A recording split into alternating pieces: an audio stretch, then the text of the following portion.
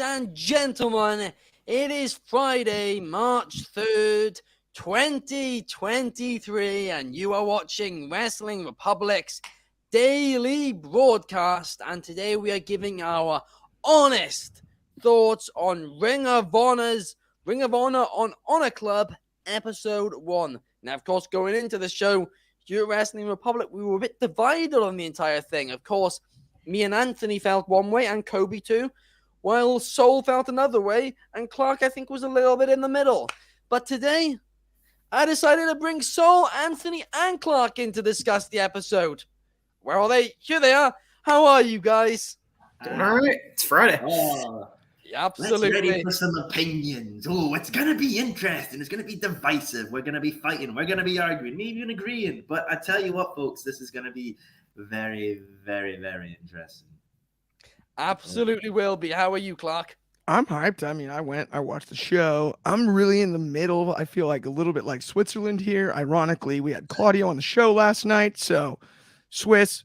And so, yeah, no, I'm stoked. I'm right in the middle. I like some things. I don't like others. I really can't wait to play both sides. This is going to be fun. Right, I'm going to kick it off, right? And I'm going to give my overall thoughts on the show before we get into it in more detail. And of course, going into the show, I did not have high expectations for it at all. In fact, I thought that it was going to be, quite frankly, a disaster based on, what we heard about it and the amount of matches there were and the little time they had. However, honestly, I thought Ring of Honor on Honor Club Episode 1, it was quite good. It had a really good theme to it. Great atmosphere, I thought. The commentary was great, as I expected. Much better than AEW's, to be honest. It had a strong crowd throughout. Much better crowd than Dark. And the matches felt way more important than AEW Dark's matches as well, which was something that I was worried about. And yeah, they felt much more important.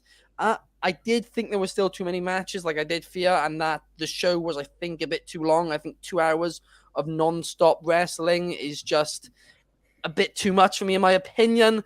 The first hour I thought was much better than the second. The women's matches definitely did not get enough time, and I think it was almost insulting how little they did get. But the main event was great, and so was the New Japan Pro Wrestling TV title match. And also Takeshita versus Woods, that was really, really strong as well. So yeah, overall, I thought actually it was a really good debut episode, which was better than expected. Still, there's a lot of issues, but a lot less issues than expected. However, still not worth $9.99 a month. That was not worth $2.50 or whatever. But yeah. So, what are your thoughts on it all? Sacre bleu, monsieur. Did you agree? Did you love something made by Tony Khan? The world is ending. Apocalypse times are upon us. But look, hey, I'll say my opinions. I will actually get the negatives out the way. There was one negative I had from the show, and that was this. Why was there no intro? Like, no theme song or intro. It just cuts to the first match, and you have the Trustbusters theme blasting. I was a bit like, oh, like, come on, you need a theme, an intro. Introduce it. Get it hyped and everyone. Even Impact has a theme and intro. But, I mean, that was the only negative for me. But besides that, I loved it. Absolutely loved it. Great matches. Great commentary. Felt important and cared for. There was nothing felt out of place for me. It was overall fun. And, my favorite match on the whole card, honestly, was Claudio versus AR Fox. I thought that was an absolutely hell of a match. I loved it. I even loved Lady Frost versus Willow Nightingale. I hope Lady Frost is a part of Ring of Honor. That'd be awesome. And even, the New Japan World TV title match, Zack Sabre being cheeky as he always is and calling out Bryan Danielson halfway through the match. Is that a prediction or a spoiler? I must say I am very interested where this could lead. But hey, I loved how it opened up with Mark Briscoe opening it up. That was perfect. Best way you could have done it. And I'm very excited for what the weeks ahead are for Ring of Honor. This was a very strong introduction to the new world of Honor, and I think people are in for a hell of a time, especially with how the show ended. Yeah, absolutely. And I mean, one thing which it felt very reminiscent to me of actually NXT at times, especially the arena, it was a blatant. It was very, very similar to NXT. But and also looked way better than it does for Dark the Arena too. I thought the look looked great. But yeah, the no intro thing as well. That was a thing NXT were actually doing for a while. So I do wonder whether or not perhaps NXT really did inspire it. But yeah, I don't know. My main issue with the show was that it just felt a little bit too long. But Anthony, I know obviously going into the show, and as a long-time Ring of Honor fan, you weren't too excited. So what were your thoughts on it?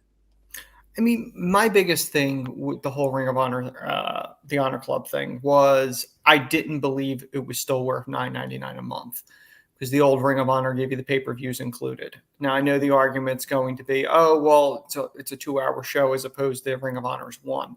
I still don't think that's enough. I mean, in general, most companies, if they're promoting something, the first several episodes are probably going to be stacked, especially since they're building towards Supercard. I thought it was a decent show. The 3 matches that stood out to me were the 3 that you had mentioned, Ben, that I thought were really good. But I as a whole, doing 10 matches every week, we know they film 19, so which means like next week's has another 9 episodes, 9 matches. I think it's too much. I think it's too much for one show. And if you look at it, the whole total landscape of wrestling right now, let's say you're watching all of it like we are. We watch as much as we can. But realistically, you're looking at 3 hours for Raw, 2 hours for SmackDown, 2 hours for Dynamite, NXT if you're watching that, Impact if you're watching that. Some people watch MLW. I mean, you're looking at, 15 hours of professional wrestling a week, just ballparking. That's a lot to ask people. And on top of it, you're paying extra to watch the Ring of Honor. Like I said, I did enjoy the episode. I like to see where they're going for it. I'm not going to pay $9.99 for it. A friend gave me an access to it, so I was able to watch, last night's episode. But I want to see as it progresses. But I still think it's a mistake at that price point, especially when you're not including the pay-per-views. That's my only issue with it. Yeah, and I think that's an issue which a lot of people are having, finding it difficult to, justify that price, really. But what about you, Clark? What were your thoughts on the episode? For me, it's funny because I've kind of been in the middle since the beginning, only because, and I hate to use the old wrestling trope cliche, let it play out. But that's kind of how I felt since the beginning, because there's always going to be a transitional period when you have an acquisition the size of something like Ring of Honor, especially given that the roster didn't come over with them. Last night, for me, I truly enjoyed. A couple takeaways I had that I thought were important was it didn't feel like AEW. Despite AR Fox has been all over AEW television, it didn't feel like an AEW match. It felt like a Ring of Honor match a little bit. Did it feel like classic Ring of Honor top to bottom? Probably not, but it did feel like the spirit of Ring of Honor as far as the in-ring competition being at the forefront. That to me was one of my biggest takeaways.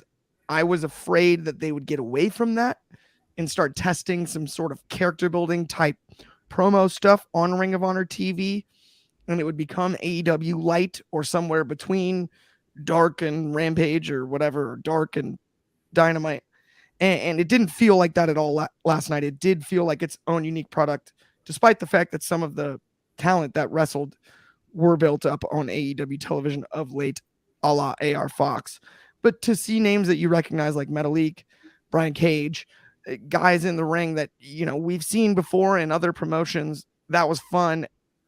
Do I agree on the match card being too long? Probably. Yes, probably. But there were so many high spots and so many highlights. If this is something to piggyback off of, can the second episode live up to the first? Probably not either.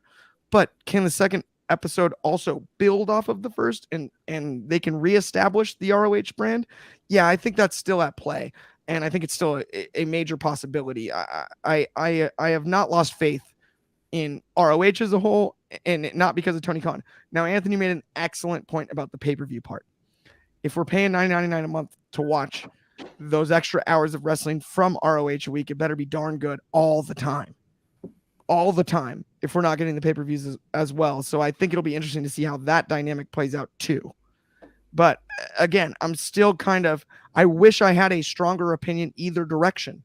I'm still sitting here like I enjoyed the show last night, but I could also see things going poorly. And I'm kind of stuck right in the middle. You know? Yeah.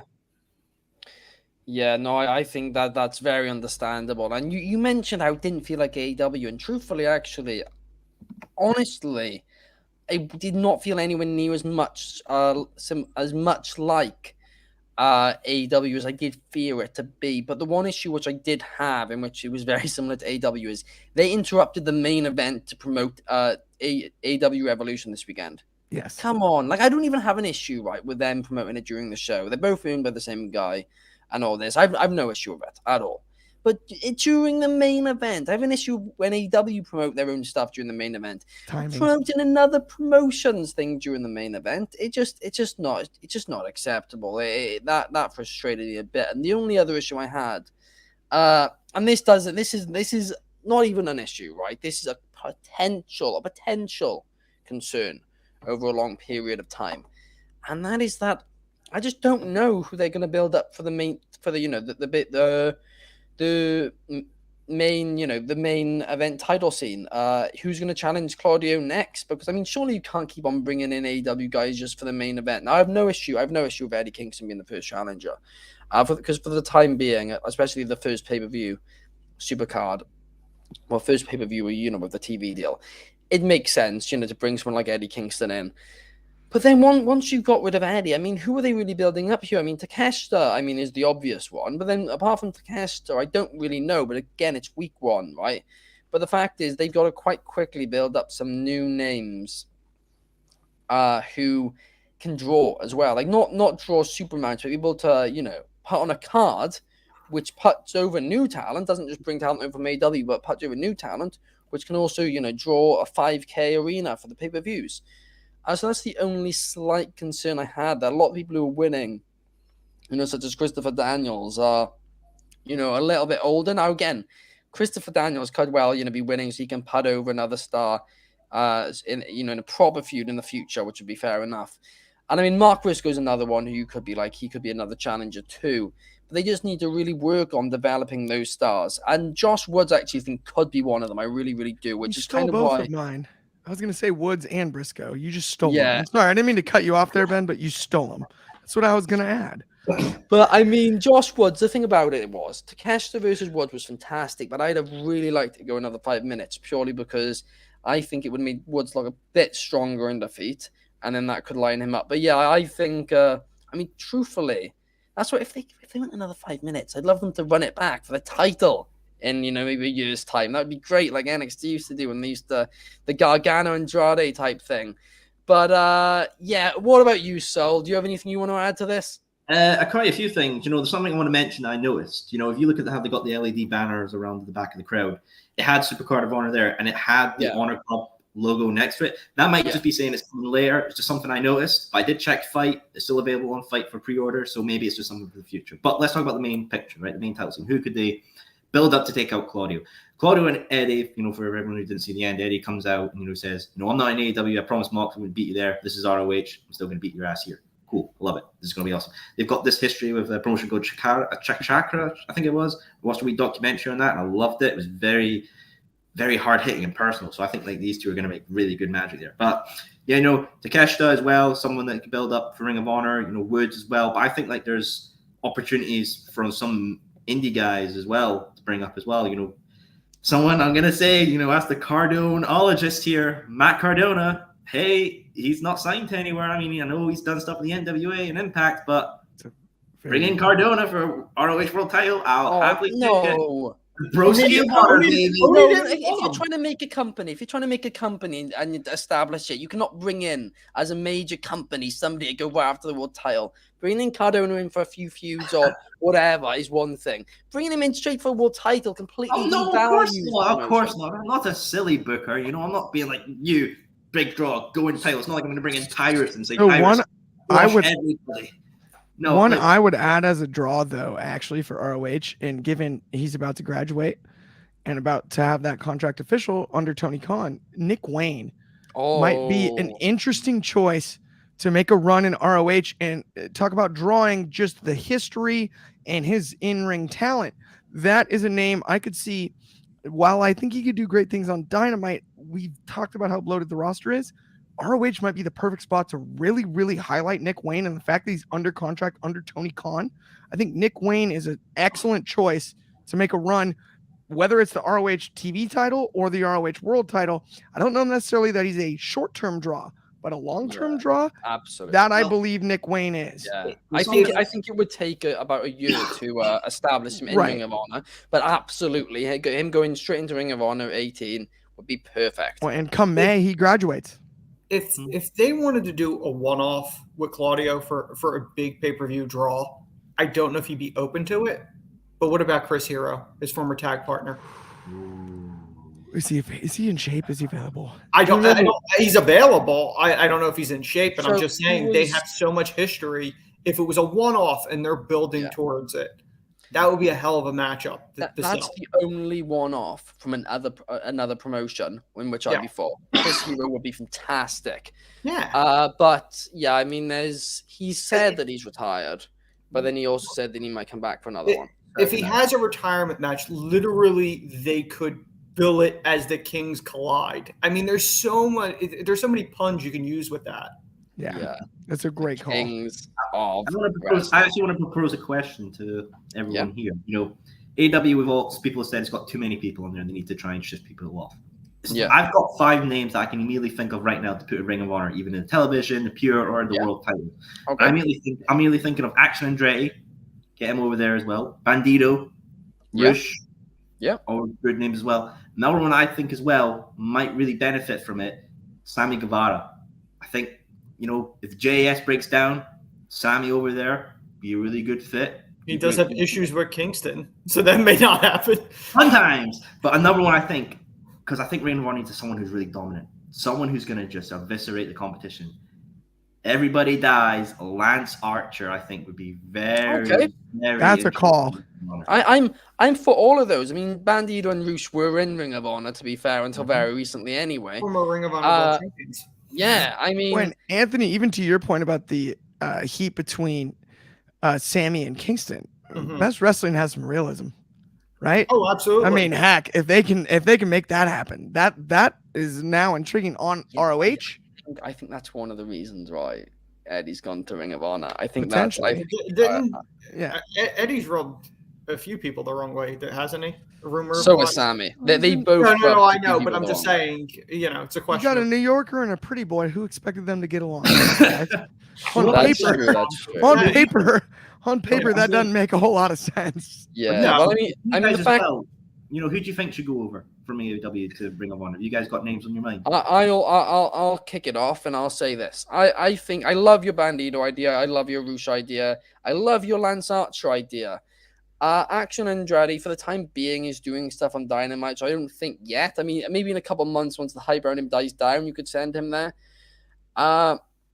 Sammy Guevara, I think, might be on a bit too much money to be able to go there. One name which I think could be actually very good is Miro, because he's done nothing in AEW. So if there's an opportunity for him in Ring of Honor, then I think absolutely there could be a thing. Another one, and a big one, the biggest one, I'd say for me, Lee Moriarty. I think he certainly should be. I think he will be, to be honest with you. But I think he should certainly be getting a good showing down there, as he's amazing. Fits Ring of Honor perfectly. So yeah, I don't know. I couldn't really think of a better name than Lee Moriarty. But what about you, Anthony? What would you say? I mean, I would wonder, would they send Jay Lethal back there? Just realistically, like he was Mr. ROH at one time.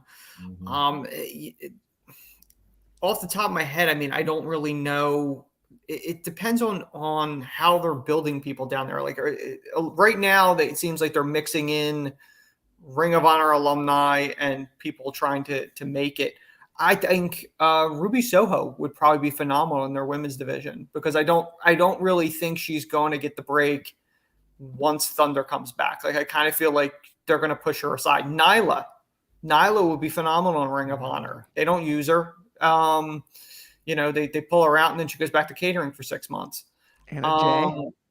Yeah, I mean, especially the women's division, they could really do something down there, because it seems like AEW only wants to focus on a small number.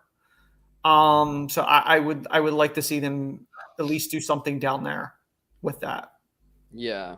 And they have to really separate these rosters. I know WWE screws up with the brand split, but it really needs to feel like two completely separate shows. And you could do a pay-per-view or Forbidden Door, and that really is like a worlds colliding type deal. If they didn't do New Japan, they just did Ring of Honor and AEW, its own self-contained thing. But right now they don't have really a separate roster. It's just kind of.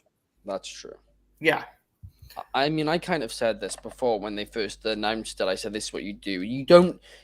We're not going to treat Ring of Honor as the developmental brand, but it's where young people go to make their name, and they might go to AEW. But we also have established stars and, perhaps people who are getting a bit older who aren't like, top guys on AEW, perhaps a Samoa Joe, Frankie Kazarian, which I think he's at Impact now. But, the likes of that, Christopher Daniels, even Claudio, although I think he could still do fine in AEW too, Claudio. But, even Eddie Kingston, like, names like that, you have them in Ring of Honor permanently too, and just in Ring of Honor, not in AEW. But then it is mainly for young talent who then most of them will likely then head over to AEW. So it's not a full-blown developmental at all. It's still respecting Ring of Honor and its history. But yeah, I think that's if you're going to own two promotions, I think that's the only way you can really do it. And I still think that's showing enough respect to Ring of Honor, to be honest. But what about you, Clark? Who would you add? Or who would you take from AEW to Ring of Honor? Thank goodness. This was like playing laser tag. I was just afraid you guys were going to take my picks like it's happened before going last on this one. Like I was like, no. And I dodged every single laser. I want you guys to know that. Nobody said my two picks. Although I do agree with all of the guys you said. I've got a singles wrestler and I've got a tag team. And the tag team immediately, Top Flight. Top Flight is great in Ring of Honor. Send them down there, put on banger matches, put them in the tag team title picture for real for once. Not an opportunity on Dynamite. We know they're going to lose. That we know they're putting someone over. Put them in the real tag team Ring of Honor titles picture once they come back. I understand the situation with Mark Briscoe and the tag titles, and it's different or whatever, but if we're going to build the ROH tag division, that'd be perfect for both Darius and Dante. It'd be awesome. My other one, I'm interested to see what you guys think. He's had quite a bit of time, trios wise, but as a singles guy, he seems perfect for ROH, perfect for either title picture, pure or world. The bastard Pac. Oh, yes. That triangle is done, but where is send the bastard down, not down, over to ROH and let him dominate. Put on banger after banger, as the Sheamus crew likes to say. But the banger bros. Just keep going because Pac doesn't really miss. He just doesn't, and he fits that ROH brand, and he's in a tough spot because we're not setting up for a Death Triangle Elite rematch, not anytime soon.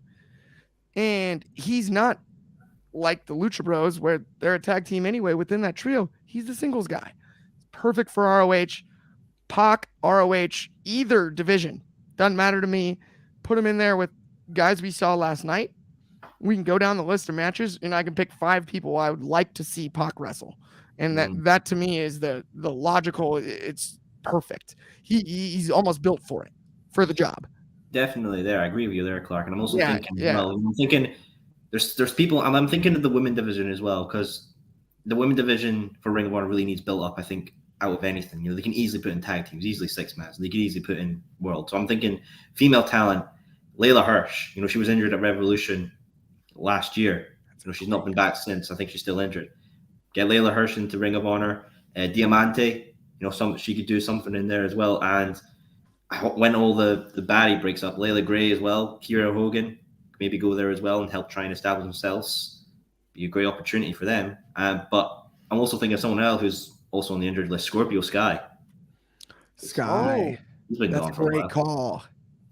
I think I saw something earlier that said he is healthy. They just don't have plans for him.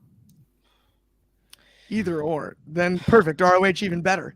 Right? How on earth you know what I mean? If he's hurt, or if he's not hurt, ROH. How do you I don't understand how you can't have creative plans for people this talented. Because this isn't, by the way, this isn't just an AEW thing. WWE have done it for long. And heck, Ben, to your point, Dax literally said the same thing yesterday. He was like, "Hey, I healed from the injury, no plans."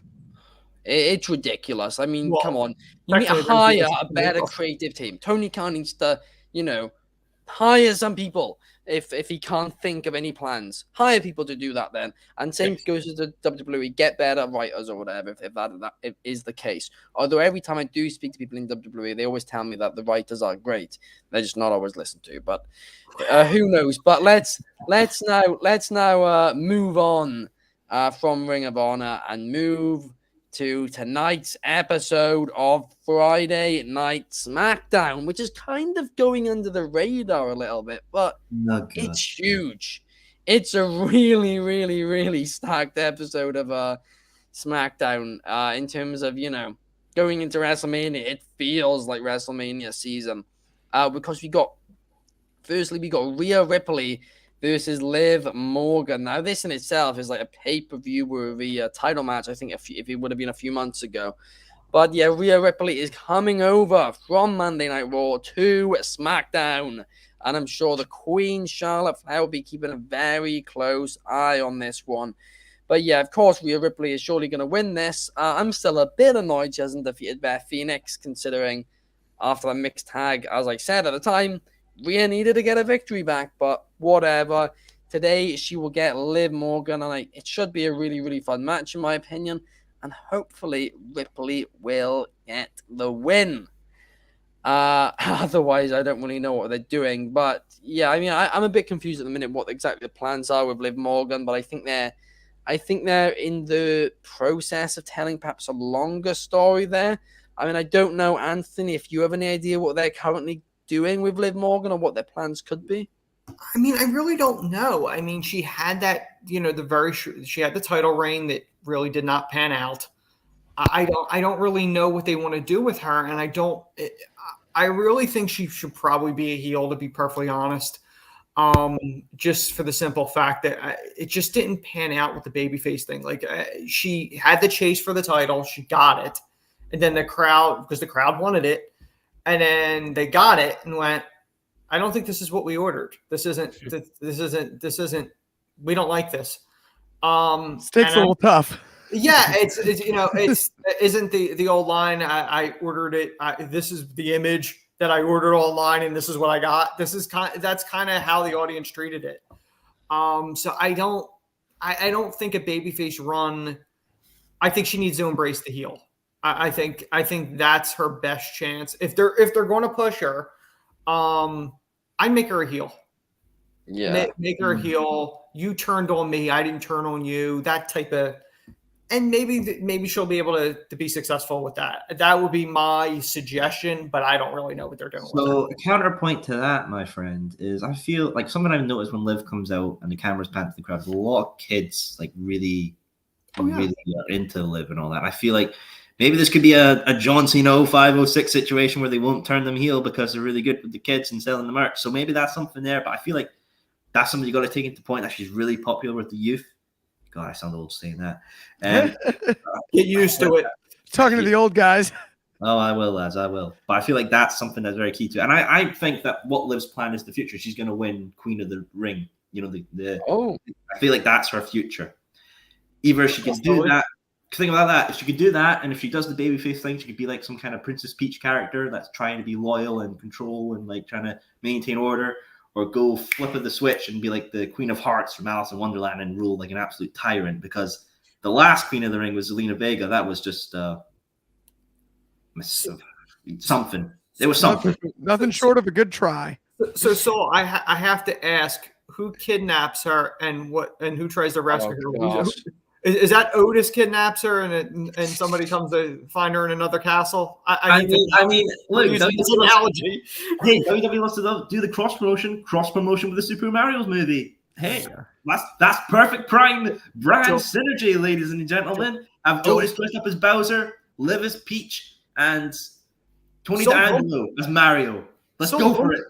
Don't put it past them. That could be Backlash's main event. Look, I hope not. Look, I I will put my What? hair on the line. I will make this match of the year. This will be the main event. We are getting a Mushroom Kingdom street fight. Yes. Oh, please no. But also on the show we have Ronda Rousey and Shayna Baszler, everyone's favorite tag team. I don't get to comment on Liv. Truthfully, Clark, Fine, keep going. a bit short for time. It was Go. This Hustle. one, I'm sorry for interrupting. That's on me. but yeah, Ronda, everyone's favorite tag team, Ronda and Shayna, will be taking on Natalya and Tegan Knox. And of course, me and Kobe last Friday went on a rant, basically just completely burying Ronda and Shayna. But Clark, what are your thoughts? What are your honest thoughts on Ronda and Shayna as a tag team and this match tonight? I mean, it's pretty obvious who's going to win. I mean, so far, look, I found it interesting that we're burying Ronda and Shayna this early. I mean, they've just now started tagging together. Unfortunately, we've been whispering about it for too long. It almost feels like too little too late, but so did Roman Reigns turning heel at first. And Ronda and Shayna should be as more destructive than Shayna and Nia by a lot. Shayna Baszler's maybe the only person that if they rolled submission grappling could hang with Ronda Rousey on the whole roster. Arguably men included. As far as grappling acumen, arguably men included. And you can't put more physically imposing strength on one side in the women's tag division than Ronda Rousey and Shayna Baszler. They're full-blown ass kickers. And so I'm like, let's give them a shot. I hope they squash them tonight. I hope it's violent. I hope it's jarringly where we look up and go, oh, wow. I hope it's violent. I really hope, not injure them, but like kayfabe, I hope they hurt them. Like tonight. And that's the move for Ronda and Shayna. Because if they start doing that, then all of a sudden we have a story here. Absolutely. I mean, numero one Superfly is in the comments and is asking, is Natalya having some sort of storyline with Ronda and Shayna where she won't stop fighting them until she finds the perfect partner to defeat them? Yes, I can see it. I think the actual question is Natalya having a storyline? I think that's the brutal, honest question. No, with the first 6 words. This could be a WrestleMania match. Natalya is like, I need a partner. Count Bret Hart, Natalya and Bret Hart versus Shayna. And Ronda, and Shayna gets injured, but who does Ronda bring in? Goldberg. We get that at Mania. Oh my God, that's the storytelling right there, boys. I'm sure Lloyd's of London will very much appreciate that. Yeah, since they paid Brett's thing out. So. Oh gosh, but anyway, right. Let's get on to the real big thing about tonight's episode of SmackDown, and that is what we were talking about the other day. I described it the other day. I related it to The Sopranos almost, where Tony Soprano, the walls were coming in on him. He was every angle. Things were getting worse and worse. It seems to be that's the case. Roman Reigns will be on SmackDown tonight. He hasn't been there for a couple weeks now, but he will be there tonight.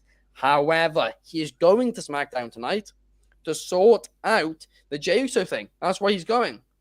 However, since he made it clear that he was coming over via Paul Heyman to sort that out last week, Cody Rhodes has announced that he's going to be coming over to SmackDown to confront him. Sami Zayn has said he's going to confront him. Kevin Owens is going to apparently try and take him out.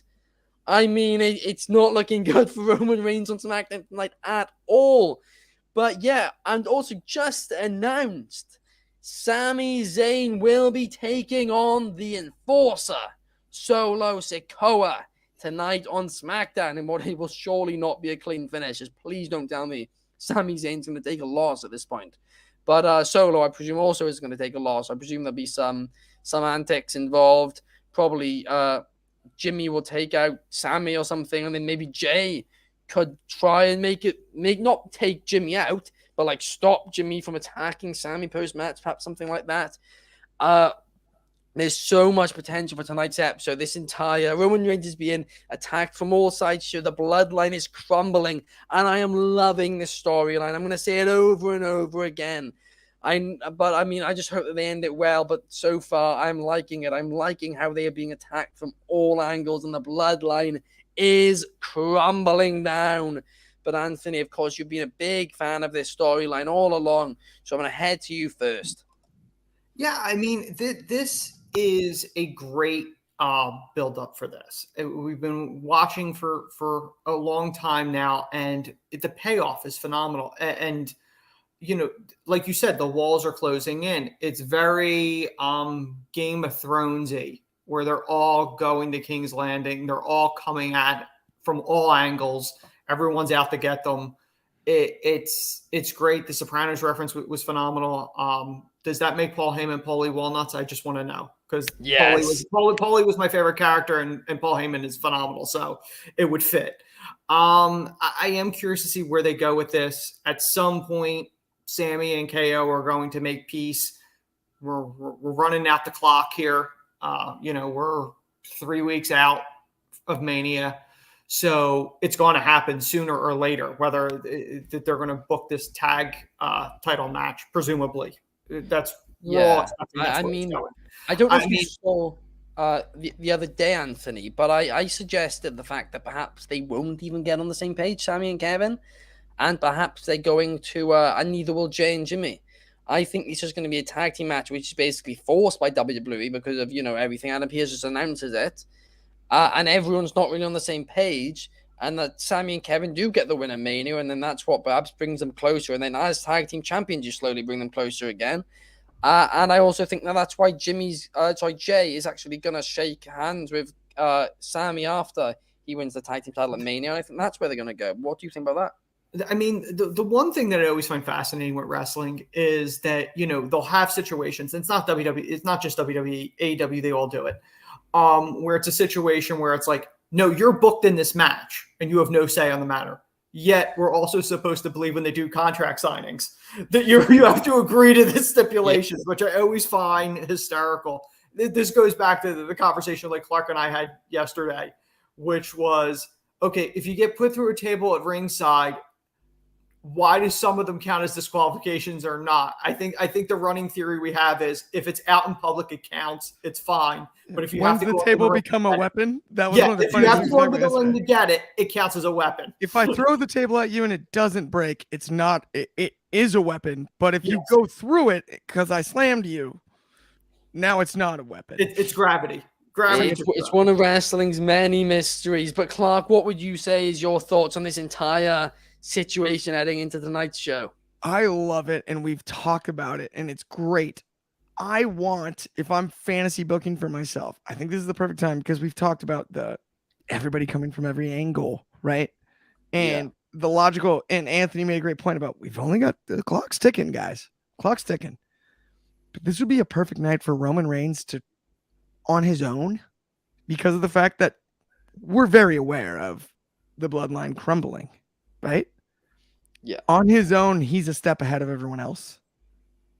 There's a chance to send that message tonight. He's still got the leg up on you. He's still smarter. He's still right. The world around him, his group may be crumbling, but he's still the boss. He's still the man. And if he can screw over not just one, but a few of those people that are targeting him, I think that'd be fascinating heading into Raw and SmackDown next week. That's a way we can keep it going, but also just establish this is the most powerful entity in wrestling because he does feel at his weakest. And that's the only thing I'm concerned about heading into Mania is I don't want it to be telegraphed that Roman Reigns has had the rug pulled out from under him with his group and his power within that group and his power within the WWE as a whole. That's my biggest fear. Besides, now that I think I'm for sure past the Sammy commandeering Cody's crowd moments. I think we're good on that. I think Cody did his job there, and I think Sammy did too. Oh, we're completely fine with that. I think we're completely fine on that. But now my fear is, do we telegraph Roman is more vulnerable than we need to? I don't need Roman looking too vulnerable headed to Mania. Tonight would be a great night to reestablish just how serious, how one step ahead, Yeah. powerful and important Roman Reigns is. And I think if they can take advantage of that, given the amount of people targeting him on this card throughout the night, if there's a way they can accomplish that, I will be really, really fired up for that. Yeah, and I think you made a great point there about you don't want to make him look weak. So him getting, really fired up tonight and taking them out could actually fire up everyone else as well. And from a storyline sense, it does make a lot of sense to do something like that. In terms of WrestleMania, I had an idea that I want to really quickly check, 'cause I think we just about have time for it before I pass it to Sol. Is that I think, like I said earlier on, I think night one of WrestleMania, main event, Sami and Kevin versus the Usos. Neither team are exactly on the same page. But the match happens, and of course, Sami and Kevin both want to take down the bloodline, whereas Jay wants to just fight with his brother. In the end, Sami and Kevin get the victory. Jay actually holds up Sami's hand and shakes his hand or something. So Sami and Jay, are all good following that match. And then that's it. Jay's basically done with the bloodline. He's there for his brother. Perhaps you then split them up in the draft or whatever and really push Jay as baby face. But then, night 2 of WrestleMania, Reigns versus Cody. Solo Sikoa is still in Reigns' corner. At one point, Solo, the match goes on and all that. There's probably going to be some run-ins or something. Perhaps Jimmy Uso at some point comes in and Jay stops him, something like that. But Solo Sikoa is still there. Solo Sikoa, the enforcer, the final, thing. Reigns, Reigns is about to lose. Ref bump, as usually happens. And then Reigns asks Solo for a chair or something like that. And then Solo just doesn't give it to him. And then there's just a look of absolute shock on Reigns' face of the entire bloodline's just gone. The final straw, it's just completely gone apart. And then Cody gets the victory. I think that would be very cool in terms of, everything's crumbled apart. And then, of course, you can do Reigns versus Solo Sikoa at SummerSlam. Then once Reigns comes back from his, break, which we presume he's all taking. But Saul, what are your thoughts on it all? I mean, I actually think something more interesting if Solo comes up to the ring, Roman's like, give me the chair, throws down the chair, puts his hand on Roman's shoulder and just Samoa spikes him in the throat and then just walks away. That'd be kind of cool. I mean, and what else are you going to do? Finger poke of doom round 2? I mean, the only issue with that would be the fact that Cody wouldn't win the title clean. Yeah, you got to have Cody win clean. Yeah, that's why the idea about Solo just not helping Reigns rather than actually. Yes, give Cody his big moment. I think tonight will be interesting. They're actually going to face off and say some things. I'm sure it'll be very interesting what they say. Probably a lot of Dusty and NXT mentions. Reigns will probably make "You were gone away to the, the company of children" or something like that. Probably some dumb lines like that. Is what it is. It'll be entertaining. I think Solo and Sami is going to be a real banger of a match, though. That I'm interested in. Everything else. I wouldn't get your hopes up on a finish, though. That is all I will say. I have a feeling that neither man is losing that one. If it even happens, truthfully. I'm just a cynical bastard. No, I mean, it should be. I mean, we've spoken about it, but yes, some matches for this WrestleMania are a bit questionable. And it feels like a dart at the wall, whatever. But in terms of actually going into WrestleMania with a storyline, this is the best in years. This truly is the best since maybe 30. The bloodline stuff, this feels like it's just so important. It feels, not to cut you off, I would even argue it's less predictable than 30, Ben, and that's what makes it so great. Yeah, that's 30. True. At least we had a feeling that they're gonna give Bryan justice. It was it was amazing. Don't get me wrong, I'm not knocking that. It's one of my all-time favorites. We had a feeling. I don't have an exact feeling outside of Cody Rhodes' story on how they pay off this bloodline thing at Mania. Yeah. That to me is what makes it so fascinating. And it's 2 nights as well, which is cool.